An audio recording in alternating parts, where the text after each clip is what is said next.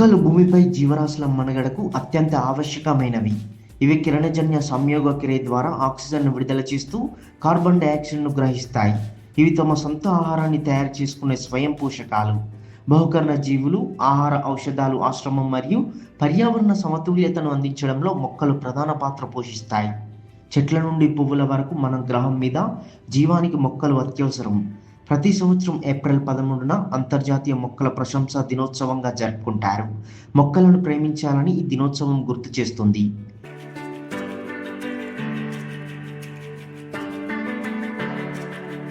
భూమిపై జీవానికి పునాది అయిన మొక్కలు మనకు ఆక్సిజన్, పోషకాలు మరియు ఇతర అవసరమైన వనరులను అందిస్తాయని పర్యావరణ కార్యకర్త ప్రకాష్ తెలిపారు.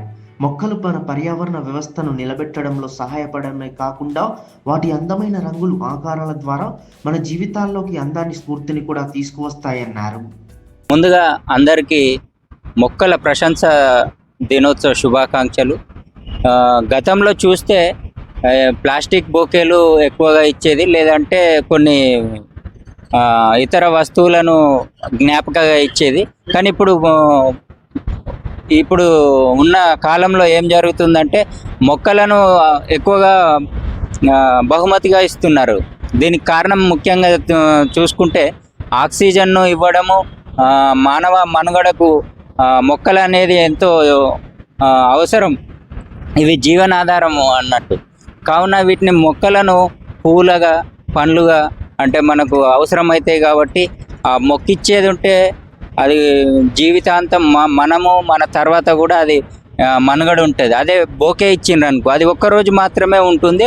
ఆ ఒక్కరోజు తర్వాత అది పడవేయడానికి అవకాశం ఎక్కువ ఉంటుంది. లేనట్లయితే మిగతా వస్తువులు అంటే వాచ్ ఇట్లాంటివి ఇచ్చినట్టయితే అది పనిచేస్తుంది. కానీ దానికంటే ఎక్కువ వాల్యుబుల్ ఏంటి అంటే మొక్కలు వలన ఇండోర్ ప్లాంట్స్ కావచ్చు, లేకపోతే అవుట్డోర్ ప్లాంట్స్ కావచ్చు. ఇండోర్ ప్లాంట్స్ అయితే ఆక్సిజన్ శాతాన్ని మనకు ఎక్కువగా ఇవ్వడానికి అవకాశం ఉన్నది. ప్రస్తుత రోజులలో నగరీకరణ జరుగుతుంది కాబట్టి కాలుష్యం పెరుగుతుంది. కాలుష్యం పెరగడం వల్ల ఈ ఇండోర్ ప్లాంట్స్ అనేది ఎక్కువగా ఇస్తున్నారు. బహుకరణ పెళ్ళిళ్ళు కావచ్చు, లేకపోతే బర్త్డేలు కావచ్చు, లేకపోతే ఇట్లాంటి కార్యక్రమాలకు చాలా వరకు మొక్కల్నే బహుమతిగా ఇస్తున్నారు. అదే అవుట్డోర్ ప్లాంట్స్ అనుకోండి, ఈ మొక్కలు ఇచ్చినట్లయితే పూల చెట్లు అయితే పూలు పూస్తాయి. అదే పండ్ల చెట్లు అయితే పూలు పూస్తాయి, పండ్లు అవుతాయి.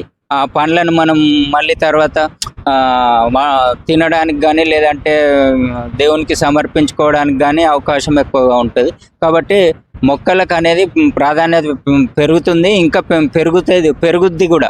టెర్రస్ గార్డెన్ మీద కూడా పెడుతున్నారు. దీనివల్ల ఏంటంటే కాలుష్య రహితంగా పండించుకొని తినడం జరుగుతుంది. అంటే టెర్రస్ గార్డెన్ అనేది అందరు ఇప్పుడు, ఎందుకంటే ఇప్పుడున్న పరిస్థితి నగరీకరణ నేపథ్యంలో ల్యాండ్ అనేది తక్కువైపోయింది. కావున టెర్రస్ మీద ప్లాంట్స్ పెంచుతున్నారు. అంటే వాళ్ళు ఒక రకంగా మినీ అగ్రికల్చర్ చేస్తున్నారు. అక్కడ పూల మొక్కలు అయితే పూలు ఇంట్లోకి వాడుకుంటున్నారు, పండ్ల మొక్కలు అయితే పండ్లు వాడుకుంటున్నారు, కూరగాయలు కూడా పండిస్తున్నారు. కూరగాయలు అవి డైలీ మనం నిత్యం అంటే క్రిమి సంహారం లేకుండా పండించుకొని తినడం జరుగుతుంది. దానివల్ల 3 రకాలుగా ఉపయోగాలు ఇక్కడ జరుగుతున్నాయి: పూలు, పండ్లు, కూరగాయలు. ఇవన్నీ కూడా మనకు నిత్య జీవితంలో అవసరమయ్యేటి కాబట్టి అందరూ కూడా వీటి వైపు మొగ్గు చూపుతున్నారు.